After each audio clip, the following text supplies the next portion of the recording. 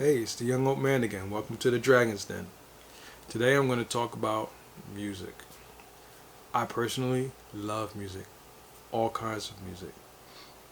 Doesn't matter the genre. I don't even really believe in genres. I mean, the different styles of music, clearly, but music is music. What is music? It's people creating sound and putting language to the sound to evoke emotions, to evoke a reaction amongst people, whether they're telling love stories or just a action story or angry story, get aggression out, speed rock and all that. So you know I love all music. Music is all just emotional stories to me, whether it's hip hop, rap music, country music, rock and roll, heavy metal,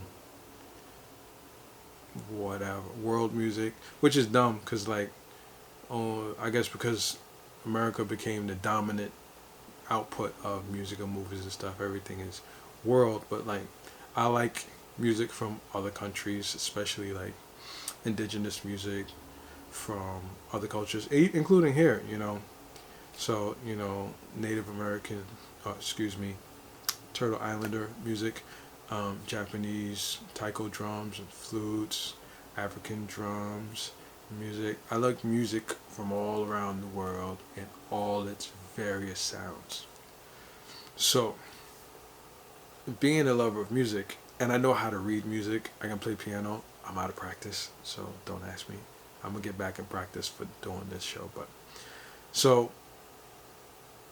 I love music from an early age. Always loved music. My father had, music, mostly a lot of, he introduced me to world music and, R&B, classics, funk, my father was a heavy Isley Brothers fan. He had all the Isley's records, Ohio Players, stuff like that. And as I was growing older, like when I got to high school, like he was even into Mariah Carey. I didn't like Mariah Carey for that reason, because my father didn't like Mariah. Because my father liked Mariah Carey, I couldn't stand Mariah Carey. Oh my god, he used to blast her music, and I was like, no, I can't. I've since grown beyond that. Mariah Carey is fire. We already know that song. Um, but my purpose of this video today is I want to express to you what I feel are the 10 most perfect albums ever created. What makes a perfect album? Well, we will discuss that in a second. But what's an album, right? It's a body of musical work that the artist put together that's cohesive, Hopefully it's cohesive. If it's a perfect album, it's going to be cohesive from track one all the way through to the end. Now, there's not a lot of rap on my list. Mm. Recent years, particularly the late 90s going into the 2000s, there's been a lot of filler on a lot of rap records. So that doesn't mean that the album can't be perfect, but sometimes, the filler tracks and, the skits, that's the thing that was, the skits just throw off the cohesiveness and the flow of the album. Sometimes the skits work with the album, but a lot of times the skits just throw it off and it's like, it's not that they're bad, not necessarily doesn't make it bad, it's just it throws off the flow. And that's the thing about, for me, a perfect album. Perfect album, every single track has to be fire. Every single track is a standalone banger, right? But when we're talking about albums, once they're released to the public, how the artist releases that album, that's what makes it a perfect album, which we're talking about sequencing, right?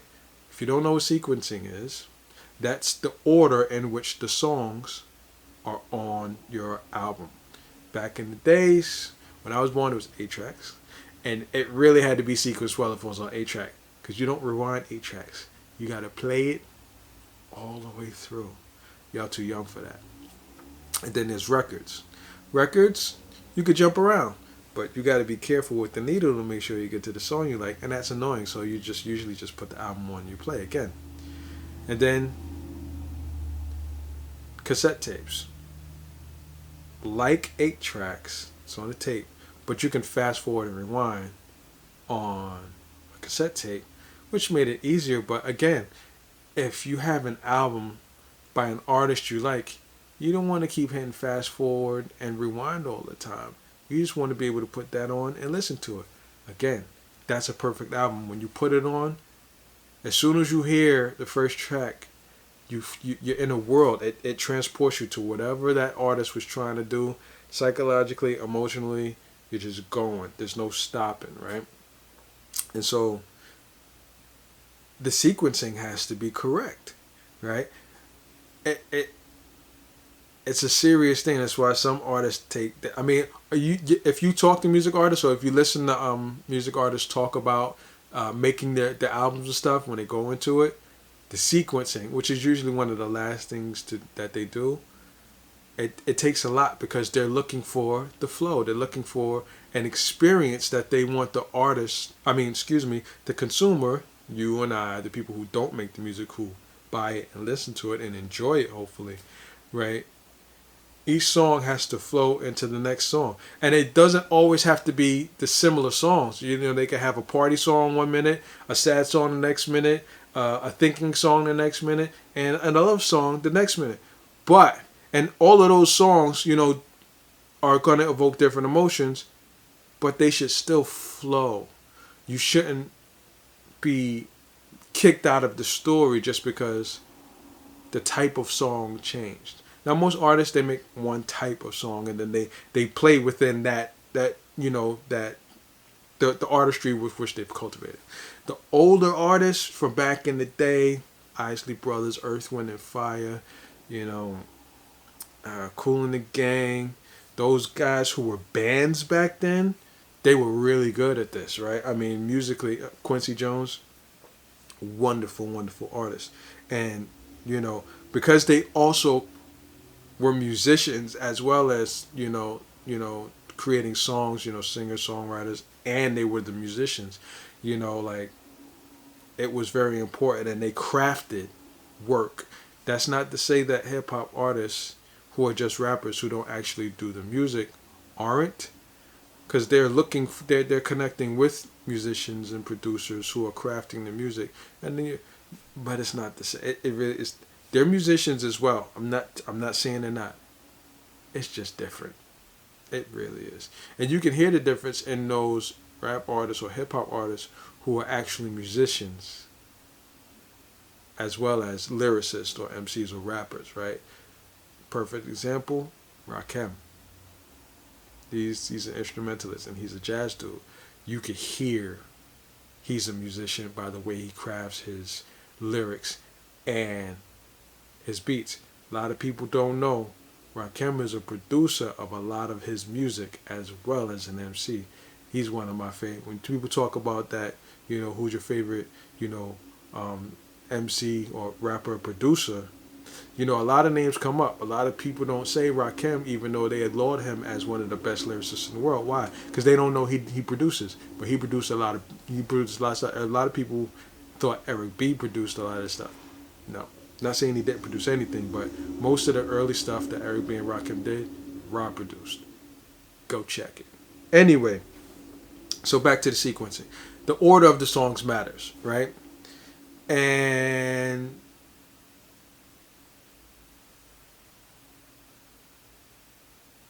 that's it, really. The songs have to be good. The album has to be sequenced. And there's no skipping and jumping back and forth. Now, whenever you have any album, even a perfect album, you're going to have favorite songs, even on a perfect album. But when it's a perfect album, it's hard to pick a favorite because they're all good. Now, perfect album, you can listen to it out of sequence. You can listen to it backwards. It's still going to be a great album. But a perfect album is every song is good. The lyrics are good, the music's good, the sequencing is good. Because when artists create the albums, they're trying to create an experience for you. That's why it's art. It is art. So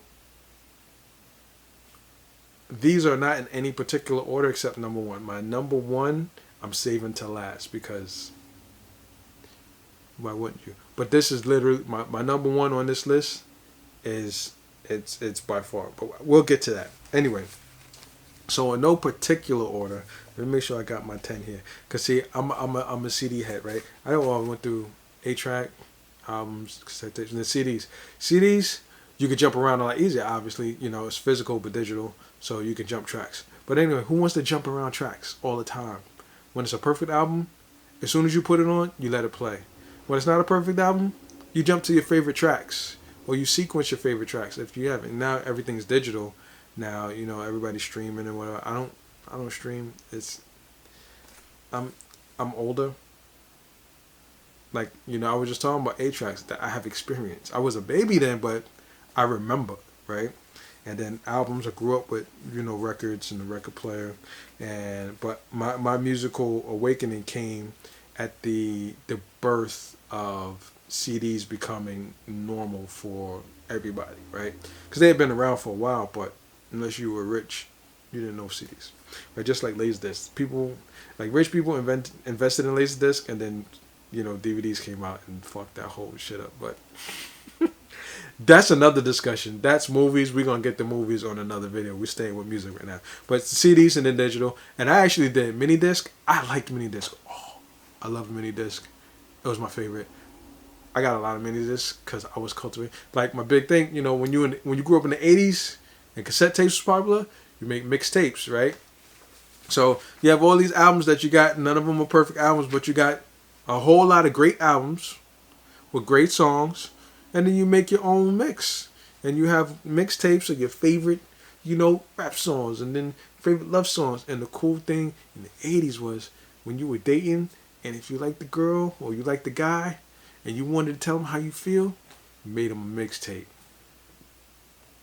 of the best songs that you like that express how you feel. That's what music is an emotional story. All music tells some kind of emotional story. Whatever emotion you're looking for, they know how to craft the sounds of the instruments and their voices to evoke emotion. It's the greatest thing in the world. I love music for me is one of the last forms of magic that humans still possess. It just is. So, anyway, here's to my list. 1, 2, 3, 6, 7, 8, 9. I'm missing one. Oh, you know what? I'm gonna throw this one because I got some honorable mentions. But no. I gotta throw him. He's gonna be an honorable mention. So I'm gonna do 10 just because 10 is a nice round number. You know, just because most people like 10. Do 10. Okay, so getting right down to it.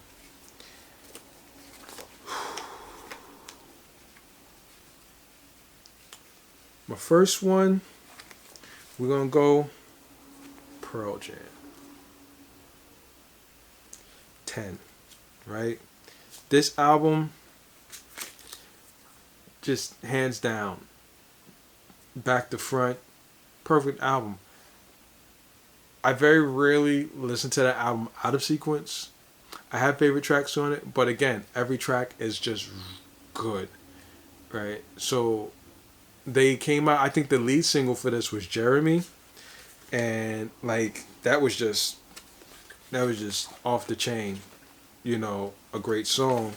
And then, you know, I don't know how many singles they released from this album, but Alive was a monster. Alive was a monster. Yeah, and I think they released Black as a single. I think those are the 3 main singles from here: Jeremy, Alive, Black, and Once. Yeah, but I love this album from track 1, Once, all the way to the last one, Release. Right. Eddie Vedder's voice, his vocals, excellent, and the instrumentation of all the boys in the band. You know, like Goddard, Jeff, Mike, Dave, and Stone. It's great. That's 10. All right, let's go to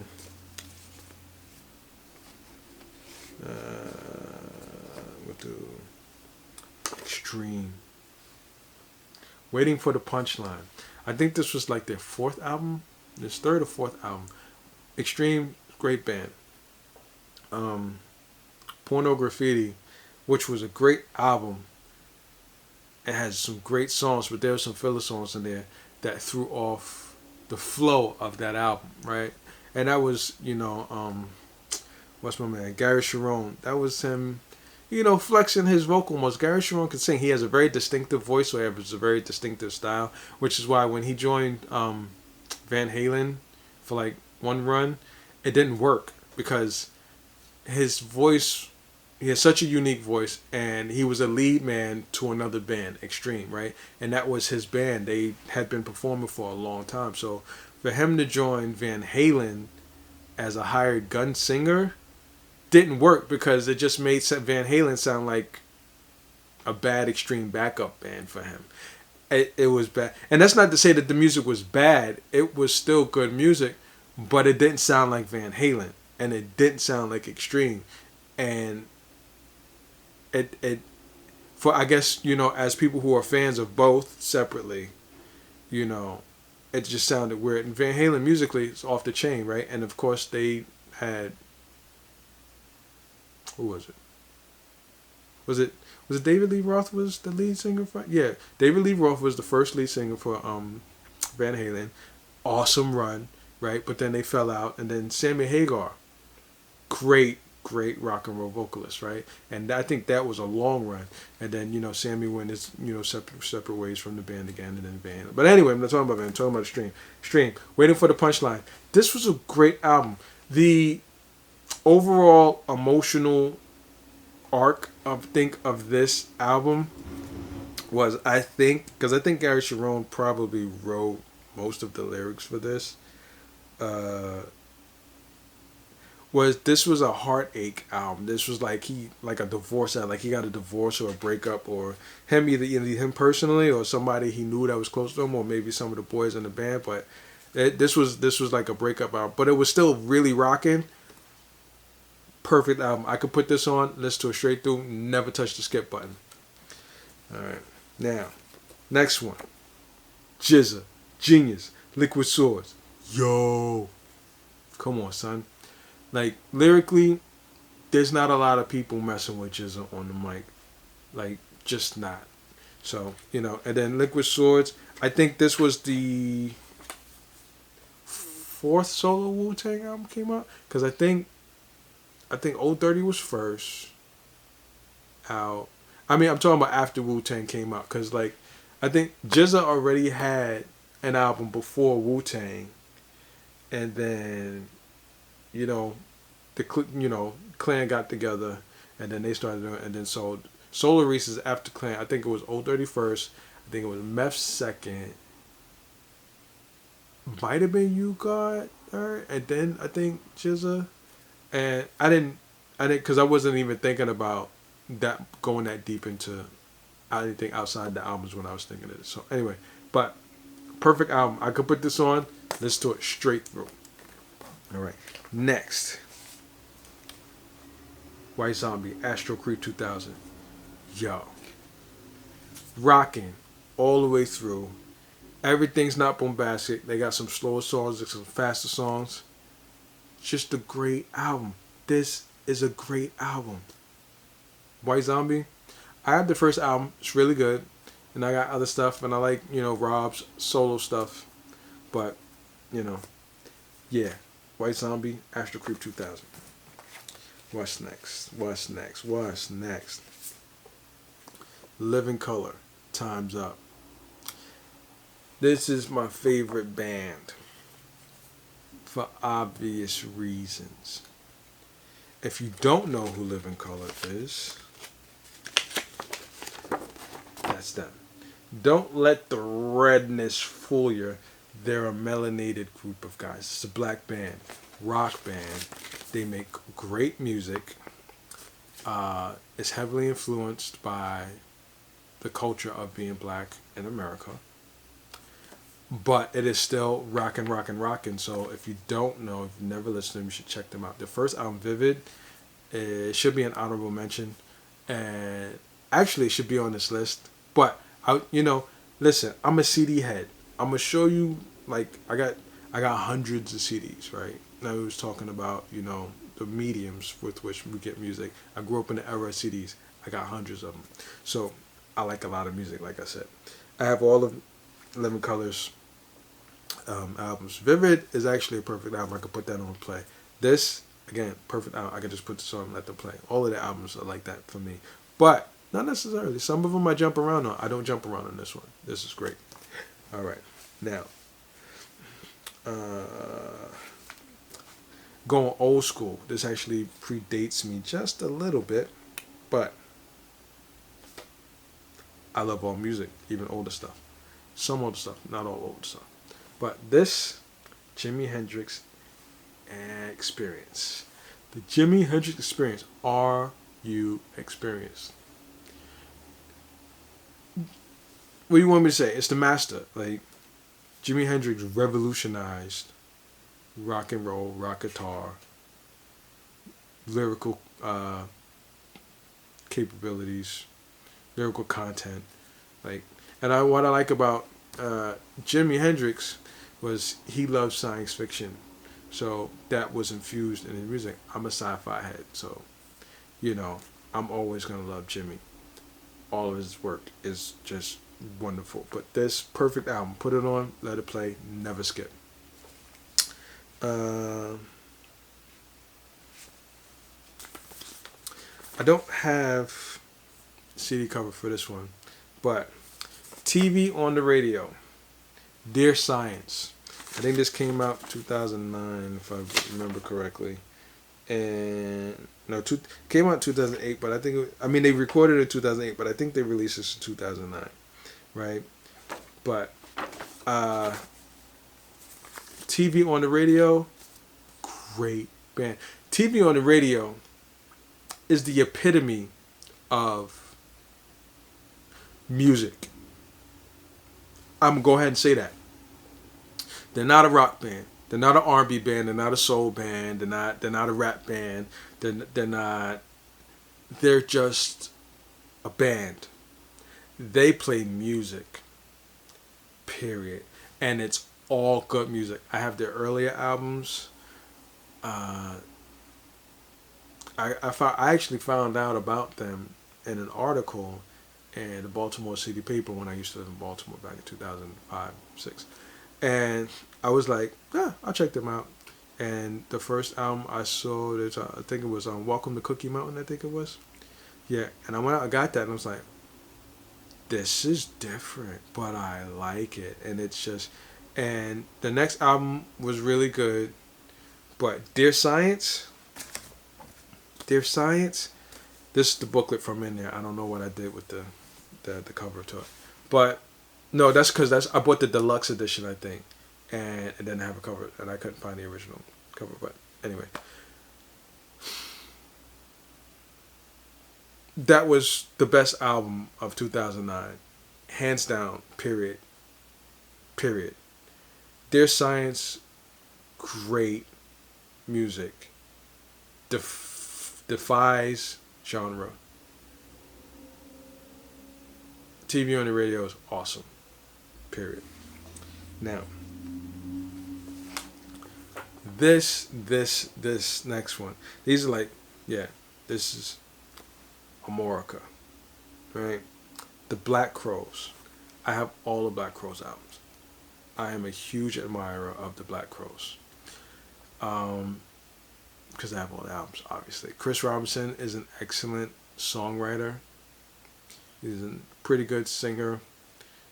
His brother, Rich Robinson, excellent guitarist, very underrated. His name does not get mentioned enough. And, guitar great conversations. And the rest of the boys in the band, just great work. The Black Crowes, I was a huge admirer of their work before this one came out, and when America came out, I remember this cover drew a lot of controversy. Like, this was the early 90s, When did this come out? Like 93, 94, 94, huh? Like the chain stores, like Walmart and stuff, they wouldn't sell this cover. So they had the woman's body blacked out because I don't know if you can tell, but there's like some pubic hair sticking out over the top of that American flag bikini. Some pubic hair there. So they blacked out her skin and the pubic hair, so it's just this triangle bikini of the triangle bikini, black and a morgue at the top. I wasn't getting that crap. That no. I got the original cover because I'm like, I do original stuff and I'm anti censorship. Like, you know what? Forget that. But great, like the emotional range of this album, and you know, Chris Robinson, he's a lyricist. He's a, you know, he crafts poetry, right, as music. His lyrics aren't like straightforward in your face explaining to you the emotion. He's, you know, he creates poems, and him and his brother and the other boys in the band, they craft music to the poetry that he has, and but the poetry with the music just evokes so many emotions. And there are songs on there that every time I hear them, I cry. Like I just cry. Like sometimes, like if I'm not in the mood to cry, I can't really listen to that album sometimes. But again, one of those programs. Once I put it on, I play the whole thing. And like, here's the thing about perfect albums. Like if you're listening to music, especially if like listening to digital music, you're listening on your phone or whatever, and you shuffle. I have so much music. Like on my phone, I have like whole. I got hundreds of songs and albums on my phone, and a lot of times because, you know, I don't if I don't know what mood I'm in, I don't care. I'll just put everything. I'll put shuffle for the whole thing that I have, not by genre or anything, just all my music on shuffle. So 1 minute I'm listening to Metallica, and then the next minute I'm listening to, you know, Scarface, and then the next minute I'm listening to Ariane Leiden and Jem Moore's, you know, folk music, and the next thing I'm listening to Kodo, which is Japanese taiko drumming, and the next thing I'm listening to a song from, you know, the Star Wars sound, you know, score by John Williams, and then it's back around to, you know, Megadeth, and then the Black Crowes, and then KRS-One, and then, you know, some native, you know, music that I have that I can't think of the artist off the top of my head. You know, going to some, you know, Gypsy Kings, to some flamenco, to Eric B. and Rakim, and Wu-Tang Clan. Like, I have a whole lot of music that I roll with, and so I'm jumping around. But when it's on shuffle, sometimes I'll hear a song from one of these perfect albums, right? And then I want to go listen to the whole album. That's the other thing about perfect albums. When you hear a song from that album, you have a strong desire to go listen to the whole album. You'll stop. Like a lot of times I'm on shuffle, and you know, a lot of music out there, and it's, oh yeah. But I'll hear a song from one of my perfect albums, and I'll go. It'll take me to wherever that song, you know, take me to the album in my head, and wherever emotion I feel about that album.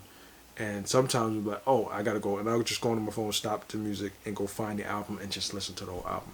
That's what the perfect album does. It's like it's an entire body of work that is encompassing, that is its own little world. And when you hear part of that world, you have to go into the world and experience the whole thing. Like, it's just great stuff. Now, back to hip hop rap. Most people probably wouldn't expect this one, but Lloyd Banks, Hunger for More 2. This is a really, really, really tight album. Recording? Okay, continue.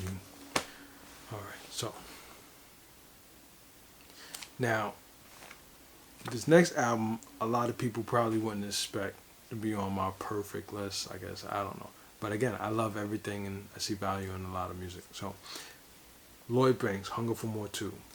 This album, start to finish, put it on, love it.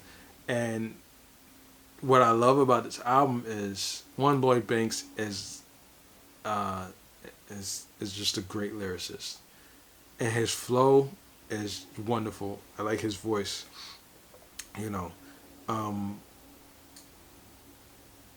and he talks about different subjects on the whole album. That's what I like about it. There's an emotional range here. He's talking about the street stuff and the fly stuff, and he's also talking about his relationships or his lack of relationship or connection with his father and stuff like that. So like, really great album. Lyricism on point. You know, can't ask for more than that, especially when it comes to MC. Except for the choice of beats, which again were excellent. So anyway, now some honorable mentions, because before I get to my number one, D'Angelo and the Vanguard, Black Messiah. Yo, we were waiting forever for D'Angelo to come out with more music. So, and he's a consummate musician and songwriter. So, I mean, it was well worth the wait. I understand how some people, again, because musicians evoke so much emotions with their music, we connect to it. And so when you have artists who, we must remember, are people, though what they do for a living is a service to us, is a commodity to us, we must remember that they are people. And they have lives. They give to us what they want. And this is why, like, Mos Def is one of my favorite artists and people in the world. Because, Yasin Bey, formerly known as, most popularly known as Mos Def. And I'm older, so I remember. So, but excuse me, Yasin. But Yasin Bey, formerly known as Mos Def, right? I like his philosophy of life and of his art and what he does, which is, you like what I create. I don't exist for your amusement or for your entertainment. My job is to entertain, and I entertain when I choose to entertain. And when I come to entertain you, it's on my terms. You're coming to see me and what I created. I'm not here to give you what you want. You're here to experience what I give you. I like that. Now you have other artists, other entertainers who they enjoy giving the populace, the people who appreciate them, their fans, what they want. I like both, but I appreciate, as an artist myself, as someone who wants to give information in whichever way. Like, for me right now, the medium is just speaking to people and sharing my experiences and my thoughts, my feelings. You don't get what I want to give you. You're checking in because you like what I say. You like how I say it. You like my voice. So, yeah. Suggestions are nice, but demands are not. And you can't demand anything from me, because I give what I choose to give. If I don't choose to give it, you can feel whatever way you want about it, but that's not my problem. That's yours. Anyway, so that was all that to say, D'Angelo, again, kind of like, Yasin. When they're ready to give you what they want to give you, they'll give it to you, and then you'll enjoy it, or you won't. But complaining about it took you so long, is that people have lives. And that was the main thing. Like, these artists, they have lives. Their job, the way they make money, is to entertain you, to give you something to entertain, something to enjoy, something to experience. But that doesn't mean you have any ownership of them. You may have purchased their product, enjoy the product that they're doing. Like, Miles Davis is one of my favorites. It's like, you want to hear my old shit, go buy my old shit. I don't play that no more. I did that. I gave that to you. I toured that already. Like, I'm on to this. You want to hear my old shit? Go buy my old shit. It's kind of the same thing, right, that Yasin was like. And so, anyway, and some people may see that as disrespectful, but you know what? When you're an artist, you do what you do. People going to have to take it or leave it. Anyway, so Honorable mention, first honorable mention, D'Angelo and Vanguard, Black Messiah, great album. Joe Satriani, The Extremist. This is by far my favorite Joe Satriani album. Cohesive all the way through. This actually is, if I was to make a longer list than 10, these honorable mentions all belong on my list of perfect albums. This is a perfect album for me, right? Just the range of emotion that Satriani created in The Extremist is just it's beautiful.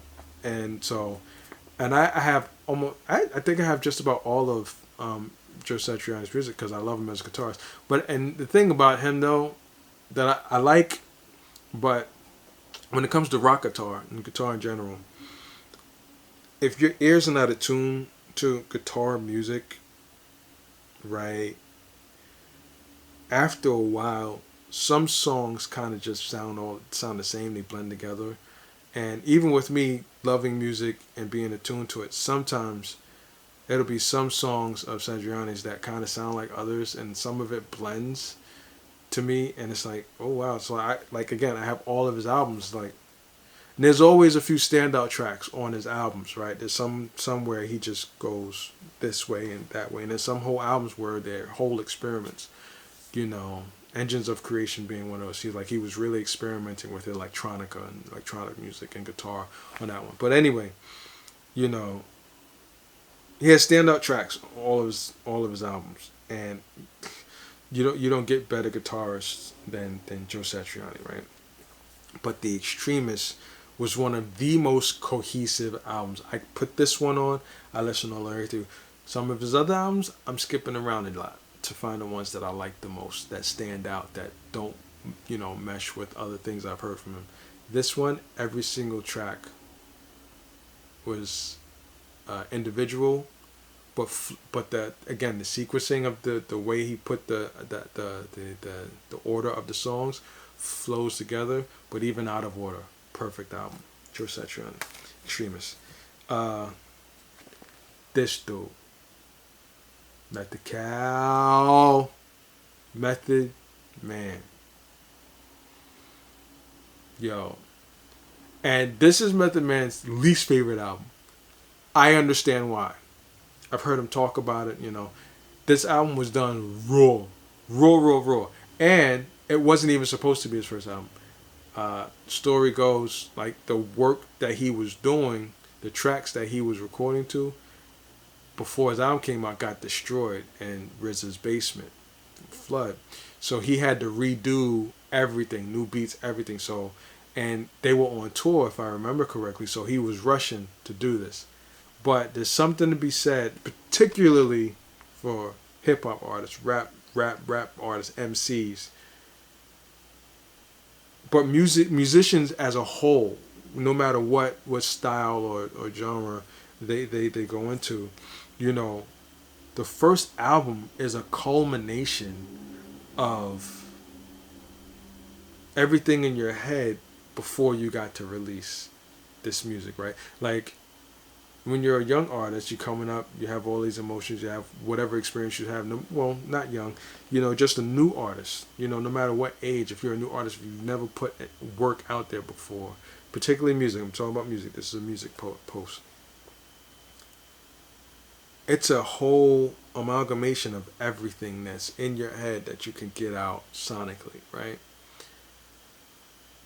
There's a lot of power that's imbued with that, which is why, there's the whole sophomore jinx and a lot of other disciplines as well, but particularly music. It's like, oh wow, if your first album, your first body of work is successful, your life changes. And no matter what stresses were in your life leading up to that first album, depending on your psychology and the people around you, the stresses you had leading up to that and the release of that aren't the same stresses you have after. You're still going to have stresses. Some of them will carry over, but mostly the biggest one, if you check the history of music and people being successful in our culture, is Your living circumstances change because now you have an influx of money. So money stresses are kind of gone for the most part, not always. And now you have a lot more people paying attention to you, either because they really understand and want to help you further, or because they want to use you because they see you're a generator of funds. And even though this album is really raw in comparison as far as production, as far as, the sound of it, Meth put everything in here. I mean, lyrically, this is just a great album. But it's not polished. And, when you get into music, you want to do everything to the best capabilities. And so when you have better production, you have better equipment, you have better sound, you have better environment, the songs can sound better. Not necessarily cleaner, because I like the roughness of a lot of early, first, second albums a lot of times. But I mean that's kind of why it worked so well, because Method was so, Wu-Tang was street. We know that, right? And so Meth was still street, but he was smooth but gruff and rough. So the sound of this actually matched the persona of Method Man, right? So his later albums, though, now he's got the money for better production, better recording, better engineers, better sound. And though they're still good, there's just a rawness to this that's just like people just fell in love with. And so one thing I will say about Method Man that is so cool, like he's the only MC rap artist that has a boom bap voice. He got a head nod voice. You know what I'm saying? Like everybody knows what the boom bap head nod music is, right? As soon as the track comes on, there's a bunch of core like albums, or excuse me, core songs in hip hop, where when the beat drops, as soon as the beat drops, you start head nodding, right? Now that's the music as a whole, the whole song, the beat, and then whatever MC's coming on or whatever rapper's coming on has a flow with the beat, and you nod to the beat. Method Man can flow a cappella, and you still head nod. He got a head nod voice like nobody else has that. And I've heard other people say, "Yo, Method Man's voice is just so like," and that's what it is. His voice is so distinctive. It's so distinctive. And it has a cadence. Even though he got different methods to his style. He got different flows. He got different cadences. But like, just the way he uses his voice, he could come on before the beat drop, and you automatically start head nodding because Method Man has a head nodding voice. Just dude. But yeah, first Tikal, Method Man, honorable mention. All right. Yeah.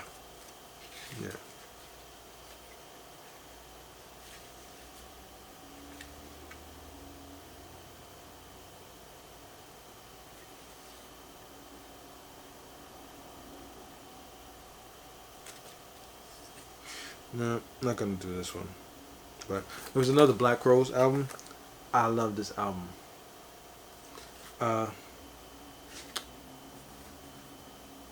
I can't remember the title to this album. But like Amorica, this is a great album. I put this one on, play it all the way through. Every song is just magic. Great album. Living Color Biscuits EP. It's an EP, so it's not a lot of songs, like 6 songs. And some of them are covers, some of them are live. They were just putting out music. But great album. Love Living Color. Michelle Ndege Ocello, Cookie the Anthropological Mixtape. Highly underrated album. This is like, for me, this Michelle is another artist that doesn't fit into any genre. She just makes music, like TV on the radio. She makes music. Some people will put her in soul. Some people put her in R&B. Some people put her in rock, whatever. She's just a musician. She creates great music. She has her own style, and this, I think, for me personally, just when I listen to it and knowing the type of musician that Michelle is, she loves music. She is a musician. She plays, and so when I listen to this, I think this came out like this was 2002. Okay, this was her delving into hip hop. For me, this is a hip hop album.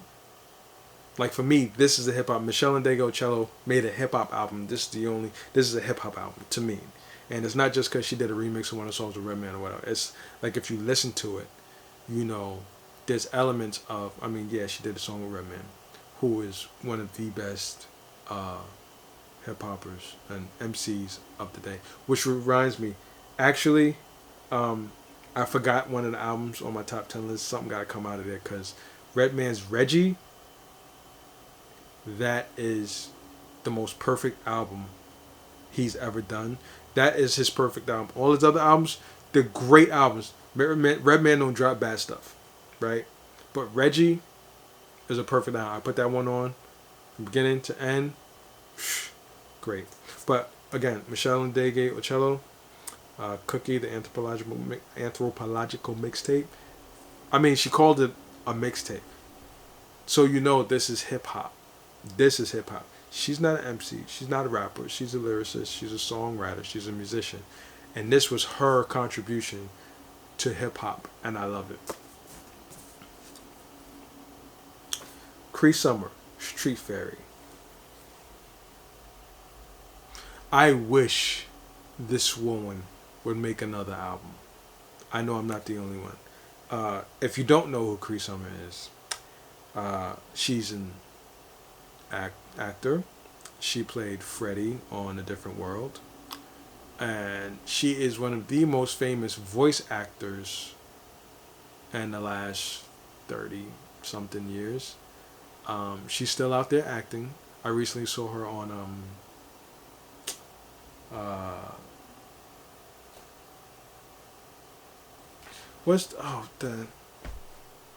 the sugar show. Now I feel bad.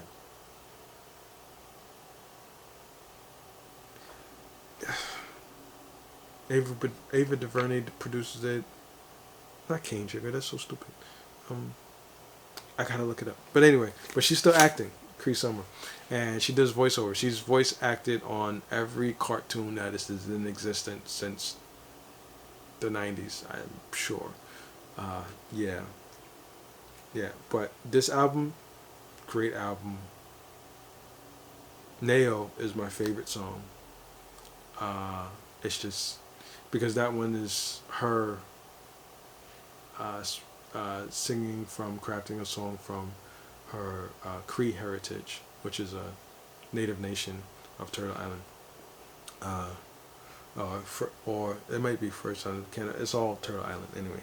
So yeah, but the Cree nation, she's Cree, hence her name. Yeah, but the whole album, fire. And then this was my favorite outside of Dear Science by TV on the Radio 2009. These are my top two albums. Dear Science by TV on the Radio, hands down the best album of music in 2009. This was my second favorite, and as far as hip hop is concerned, this was the best album that dropped in 2009. Rising Down by The Roots. Like, just lyrically, like they just hit it out the park, and there's so many different topics and emotions, and my very favorite song off of this album is Singing Man. Like each verse took on a different aspect of the topics of alienation and who's the villain, who's the hero, what was going on in the world at the time. And the hook, like, that's the most perfect song on this perfect album. Right? The only reason why this is not in my top 10 is because the two end tracks is it's two end tracks where it's just like talking they included. And I mean, interesting stuff, but it's not like, it detracts from the album for me personally, as far as it being a perfect album.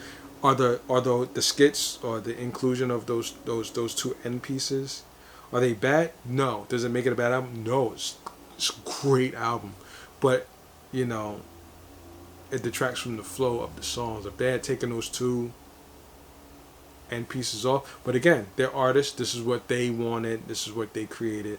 I accept that. Again, it's still a great album, even with those two things. But it's not a perfect album because I usually skip those two things. I jump to track two because track one is, a recording of, an experience that they had. And track three was a recording, or it was a separate recording, or it's the end of that the beginning recording to bookend, the experience of the album, which was great. But it detracts from music for me, so it's not a perfect album.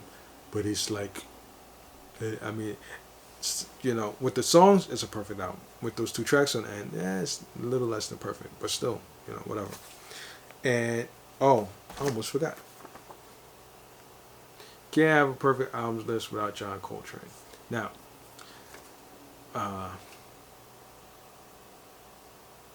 most people would choose Love Supreme, which is a perfect album.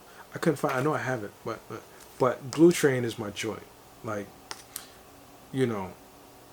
this was like the first music my daughter ever heard was John Coltrane. Right, when she was still in the womb, and after she was born, we played Blue Train a lot, cause it's Train. Come on, like. The emotions that he invokes, the amount of passion in his playing, the reaching out, the searching is just, his music is almost undefinable with words, and so yeah, Blue Train. Now, my number one most perfect album.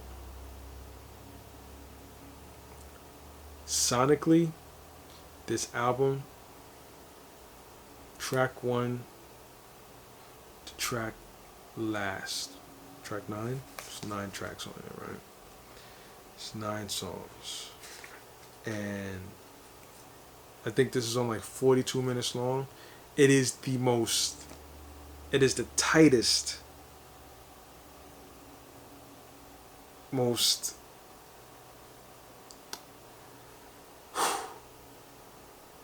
it is literally the best 42 minutes of music together that I have ever heard, created by an artist, right? Like, it's just, and it tells a story. The thing about this album is, from track 1 to track 9, there's a through line story. Every song is different, but each song tells a different part of the story. And from me listening to it one day, I forget how old I was when I was like, hey, I realized what they kind of did when they made this album. This album got released in 90? Yeah, right? And they were telling a a fictionalized but not so fictionalized, a fictionalized history of humanity, but it was based on real stuff, it's based on real research, and Dave Mustaine's point of view was very, very particular in crafting these songs, but like lyrically tight, sonically tight. Every single song is just kick you in the face good. Like holy shit. And it's not all speed, even though they're a speed metal band. But all of them are speed, and that's like why it's so good. There's one where it's just bass really, and not even singing, it's talking, and it's just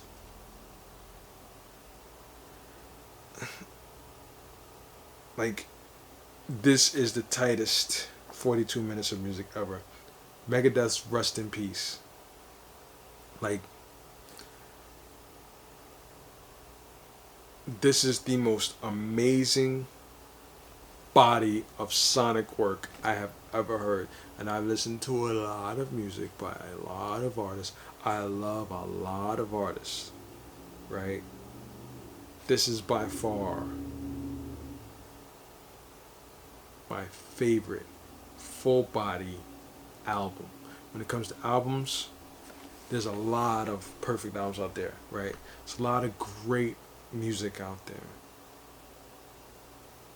I have a lot of it, right? And I love, and I'm not stuck in my ways. I love finding new music, new artists. That's how I found TV on the radio. That's how I found the Noisettes. You know, that's how I found Reese Palmer. It's a black girl doing country music. Like, great stuff, right? So I look at, and I used to, you know, again, as a fan of music, I used to look at the music. I used to get music magazines, and you know, with the coming of the internet, you know, you look up new stuff, and a lot of these magazines have web pages, look up new stuff. But so I'm not a stagnant musical person. I love all music. I love new music. But this, I'm not gonna say, even if I'm not gonna say if you don't like rock music or heavy metal or speed metal, you'll like this, because I don't know. But for me, this is the top of my top 10 list. All the other ones, no particular order, but this, I saved this for last because, like, every time I listen to this album, it's just, holy shit, this is good. Like, every time, every single song. Again, when I have my music on shuffle, if one of the songs from this album pops up in the shuffle when I'm listening to it, I will stop the shuffle and go to this album every time. Every time. Because once I hear one song, my mind goes into the world that Dave Mustaine, David Ellefson, and all the boys in Megadeth created at that time. And it's just that good. There's a lot of other artists that I like that I don't have in this list, but I will talk about them at a future date. Like, I love Metallica. That's one of my favorite bands. I'm going to do a whole freaking episode about Metallica, and I'll probably do one about, you know, Living Color and, you know, hip hop and any particular artist. But this was what I wanted to do for this one, was just my top 10 of perfect albums, you know, lyrically, sonically, you know, sequencing the entire body of work of a bunch of songs that an artist or artists put together for the world to experience. It's a total experience that is a world of its own, that when you just hear one part of the world, you have to hear the whole thing. Like, that's a perfect album. Everybody has their own perfect albums. Tell me what your list of your top 10 perfect albums are like. As soon as you hear one song from this artist, you want to listen to that album that song was on, that artist released. Like, what's your top 10 perfect albums like? Yeah, I think, as you just saw, that was kind of an abrupt end to that video. I recorded so long ago, I don't remember exactly what happened. Either I was running out of time, I had to go pick up the gremlin, or I got distracted some kind of way and then had to go pick up the gremlin. It was most likely one of those.